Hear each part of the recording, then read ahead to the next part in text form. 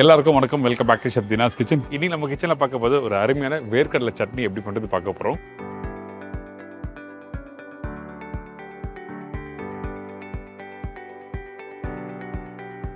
இதோட ரவா உப்புமா. இந்த ரவா உப்புமா பண்ணும்போது நிறைய பேருக்கு வர பிரச்சனை இல்லை, தண்ணி ஊற்றி அந்த ரவெல்லாம் போட்டு குக் பண்ணி எடுத்துருவீங்க. ஆனால் கரெக்டாக டெக்ஸ்சரில் ப்ராப்பராக வராது. அதனால் இன்றைக்கி எப்படி இந்த ரவா உப்புமா எப்படி பண்ணுறது, அதே டைமில் இந்த வேர்க்கடலை சட்னி நல்லா நம்ம வீட்டில் இருக்க பொருளை வச்சு எப்படி சூப்பரான டேஸ்ட்டில் பண்ண போகிறோம் அப்படின்னு சொல்லிட்டு நம்ம பார்க்க போகிறோம். ரொம்ப ஈஸி தான். எந்த அளவுக்கு வேர்க்கடலை, எந்த அளவுக்கு காஞ்ச மிளகாய் போடணும், அதே டைமில் தேங்காய் எந்த அளவுக்கு போடணும்னு சொல்லிட்டு தெளிவாக வீடியோவில் பார்க்க போகிறோம். இப்போ இந்த ரெசிபிக்கு தேவையான பொருட்கள் பார்த்தலாமா? வேர்க்கடலை சட்னிக்கு தேவையான பொருட்கள்: வேர்க்கடலை 200 கிராம், தேங்காய் பத்தை 1 நம்பர், சின்ன வெங்காயம் 4 நம்பர், இஞ்சி 2 சின்ன துண்டு, காய்ந்த மிளகாய் 10 நம்பர், புளி ஒரு சின்ன துண்டு, கருவேப்பிலை தேவையான அளவு, கடுகு 1/2 டீஸ்பூன், உளுத்தம்பருப்பு 1 டீஸ்பூன், சால்ட் தேவையான அளவு, நல்லெண்ணெய் தாளிப்புக்கு தேவையான அளவு. இதாங்க இந்த ரெசிபிக்கு தேவையான பொருட்கள். ஃபர்ஸ்ட் நம்ம என்ன பண்ணுறோம்னா பச்சை வேர்க்கடலை அப்படியே போட்டு அரைச்சி இந்த சட்னி பண்ணக்கூடாது. ஏங்கிட்டனா அந்த சட்னி அப்படியே சாப்பிட்டீங்கன்னா உங்களுக்கு மந்தமா இருக்கும். அதனால நம்ம என்ன பண்றோம்னா இந்த வேர்க்கடலை கடாயில போட்டு வறுக்க ஆரம்பிக்கிறோம். வறுக்கும் போது நீங்க பார்த்து வறுக்கணும். சில பேர் வேர்க்கடலை வறுக்கும் போது என்ன பண்ணுவாங்கன்னா கொஞ்சம் வறுக்கணும்னு சொல்லிட்டு ஒரு சைடு கருப்பாகவும் ஒரு சைடு வந்து கலர் இல்லாமையும் வறுத்துருவாங்க. அதுக்கு என்ன காரணம்னா ஹை ஃப்ளேம்ல வச்சு வறுத்துருவாங்க. அதாவது உங்களோட அடுப்பு வந்து கொஞ்சம் அதிகமான ஃப்ளேம் வச்சு வறுக்கும் போது உங்களுக்கு அந்த மாதிரி இருக்கும். அதனால ஸ்லோ ஃப்ளேம்ல வறுத்து இந்த மாதிரி எடுத்துருங்க. இந்த மாதிரி நீங்க எடுத்தீங்கன்னா உங்களுக்கு அந்த வேர்க்கடலை டேஸ்ட் நல்லா இருக்கும். கொஞ்சம் கருகி போனா உங்களுக்கு டேஸ்ட் மாற ஆரம்பிக்கும். அதனால வறுக்கிற பக்கம் ரொம்ப இம்பார்ட்டன்ட். சட்னி செய்யறது ரொம்ப ஈஸி தான், ஆனா வறுத்து இந்த மாதிரி எடுக்கிறது தான் கொஞ்சம் டைம். இப்போ இந்த வேர்க்கடலை வறுத்தாச்சு. இதுக்கப்புறம் இந்த வேர்க்கடலை கையில எடுத்து லைட்டா கிரஷ் பண்ணாலே தோல் வந்துடும். அந்த பக்குவத்துக்கு நீங்க கரெக்டா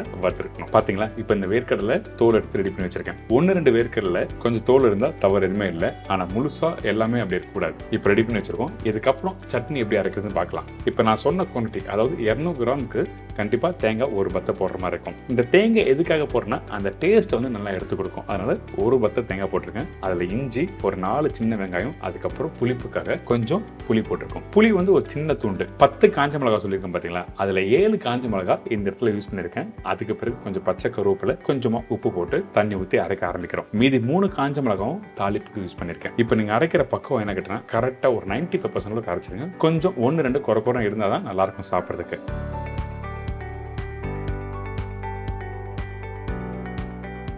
அதே டைம்ல சட்னியை பொறுத்த வரைக்கும் ரொம்ப தண்ணியா இருந்தா நல்லா இருக்காது. அதனால இந்த மாதிரி பக்குவத்துல கரெக்டா அரைச்சு எடுத்துருங்க. இதுக்கு பிறகு நம்ம என்ன பண்றோம்னா தாளிப்பு போட போறோம். இந்த சட்னிக்கு வந்து தாளிப்பு ரொம்ப ரொம்ப இம்பார்ட்டன்ட். சில பேர் சட்னி அரைச்சிட்டு சும்மா அப்படியே தாளிப்பு போட்டு மிக்ஸ் பண்றாங்க. ஆனா ப்ராப்பரா தாளிப்பு போட்டு அதுக்கப்புறம் சாப்பிட்டு பாருங்க, சூப்பரா இருக்கும். இப்போ நல்லெண்ணெய் ஊத்திருக்கேன். இந்த நல்லெண்ணெய் சூடான பிறகு கொஞ்சம் கடுகு போட்ட பிறகு கொஞ்சம் நல்லா பொரிட்டோம். அதுக்கு பிறகு நம்ம என்ன பண்றோம்னா இந்த உளுத்தம்பருப்பு போட்டுக்கோம். இந்த உளுத்தம்பருப்பு போட்ட பிறகு உங்களோட அடுப்பு வந்து ஸ்லோ ஃப்ளேம்ல வைங்க. கொஞ்சம் நல்ல கோல்டன் ப்ரௌன் கலர் வாட்டும். அதுக்கு பிறகு காஞ்ச மிளகாய் போடுறோம். எதுக்காக என்ன, அந்த சட்னியில் அந்த உளுத்தம்பருப்பு சேர்த்து சாப்பிடும்போது நல்லா கிரன்ச்சியா இருக்கும். அதனால தான் இந்த மாதிரி கலர் வரட்டும்னு சொல்றேன். அதுக்கு பிறகு காஞ்ச மிளகாய் போட்டிருக்கோமா, அதே டைம்ல கொஞ்சம் பச்சை கருவேப்பிலை போட்டிருக்கேன். இதெல்லாம் போட்டு நல்லா மிக்ஸ் பண்ணி அதுக்கு பிறகு ரெடி பண்ணி வச்சிருக்கேன் இந்த சட்னியை போட்டு மிக்ஸ் பண்ணுங்க.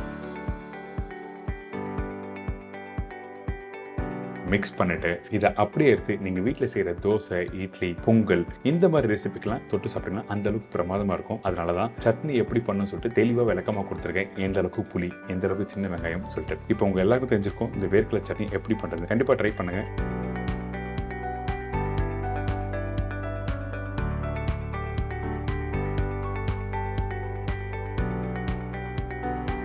இதோட ஒரு அருமையான ரவா உப்புமா எப்படி பண்றது பார்க்க போறோம். இந்த ரெசிபிக்கு தேவையான பொருட்கள் பார்த்தலாமா?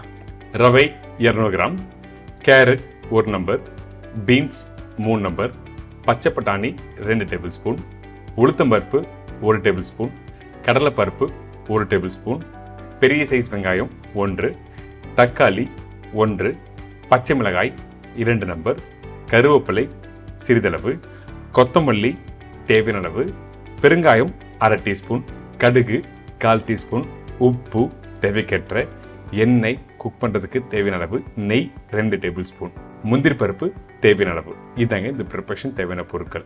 இந்த வெஜிடபிள் உப்புமா பண்ண போகிற சொன்ன பார்த்தீங்களா? இந்த உப்புமா பண்ணுறதுக்கு நல்ல குவாலிட்டி ரவை ஃபஸ்ட்டு செக் பண்ணுங்க. ஏன் கிட்டனா அதில் கொஞ்சம் வண்டு பூச்சி எதுனா எடுத்துனா கூட தாளிப்பு போடும்போது உங்களுக்கு வந்து அந்த வாசனையும் நல்லா இருக்காது, டேஸ்ட்டும் நல்லா இருக்காது. அது மட்டும் இல்லை, உடம்புக்கு கெடுதல். அது இல்லாமல் இன்னொரு முக்கியமான விஷயம்னா இந்த ரவை வந்து பொடிசான ரவையை யூஸ் பண்ணுங்க. ரொம்ப பெரிய ரவை சொல்லுவோம் பார்த்தீங்கன்னா, அதாவது இட்லிக்கு யூஸ் பண்ணுற ரவை சொல்லுவாங்கல்ல, அந்த ரவை வேண்டாம். பொடிசாக இருக்க ரவையை யூஸ் பண்ணால் தான் உப்புமாக்கு ரொம்ப நல்லாயிருக்கும். இப்போ இந்த ரவையை நம்ம என்ன பண்ணுறோம், ஸ்லோ ஃப்ளேமில் நல்லா வறுத்துறோம். கலர் மாறக்கூடாது வறுக்கும் போது. கலர் மாறினா உப்புமாவோட கலர் குக் பண்ணி முடிச்ச பிறகு வேறு கலர் வரும். அதனால தான் நம்ம என்ன பண்ணுறோம், வறுக்கும் போது ஸ்லோ ஃப்ளேமில் நல்லா வறுத்துருக்கணும்.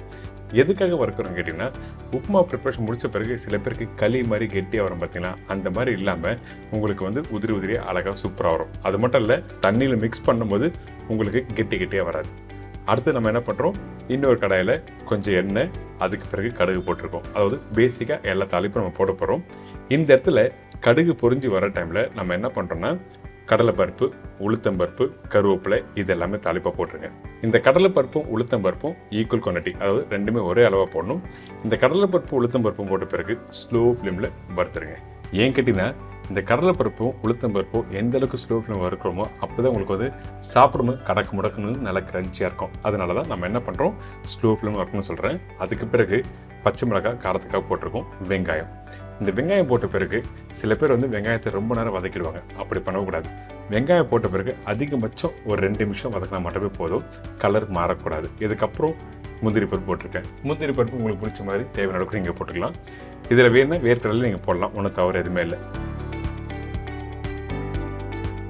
இப்போ பாருங்கள், அந்த வெங்காயம் பார்க்குறதுக்கு சூப்பராக இருக்கா? அதே டைமில் அந்த கடலைப்பருப்பு உளுத்தம்பருப்பு நல்லா வறுத்துருப்போம். இதுக்கப்புறம் கட் பண்ணி வச்சுருக்க கேரட், பீன்ஸ், உப்பு போட்டிருக்கோம்.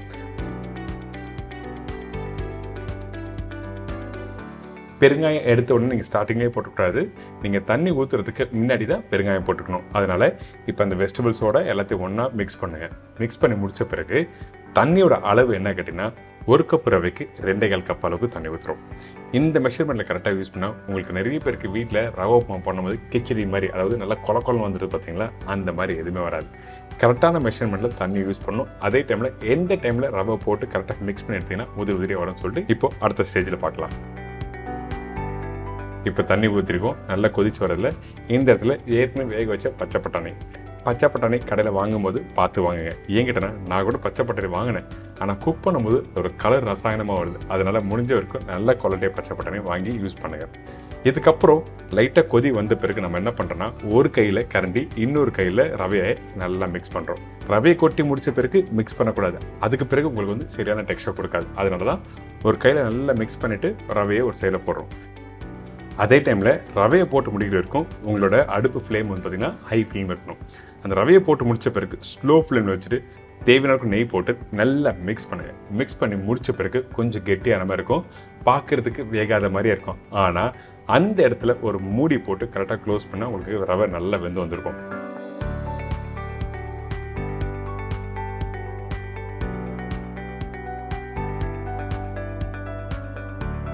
ரவை கரெக்டான டெக்ஸ்சரில் வந்திருக்கான்னு சொல்லி செக் பண்ணுறதுக்கு நம்ம என்ன பண்ணுறோன்னா, கையில் எடுத்து பார்க்குறோம்.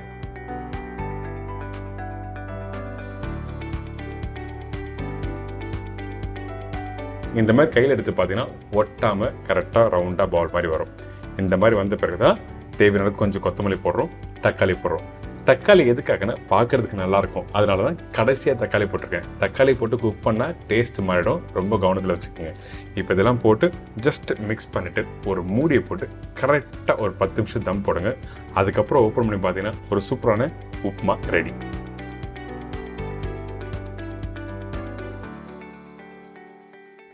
இப்போ ஓப்பன் பண்ணால் பார்த்தா தெரியும், அந்த ரவைலாம் நல்லா வெந்து வந்திருக்கும். அதே டைமில் பாருங்கள், அந்த ரவை உப்புமா வந்து உதிரியாக இருக்கும்.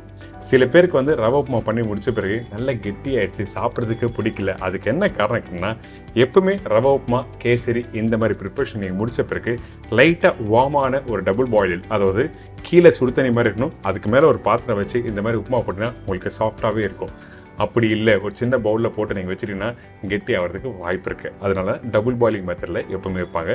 ட்ரை பண்ணி பாருங்கள், என்ஜாய் பண்ணுங்கள்.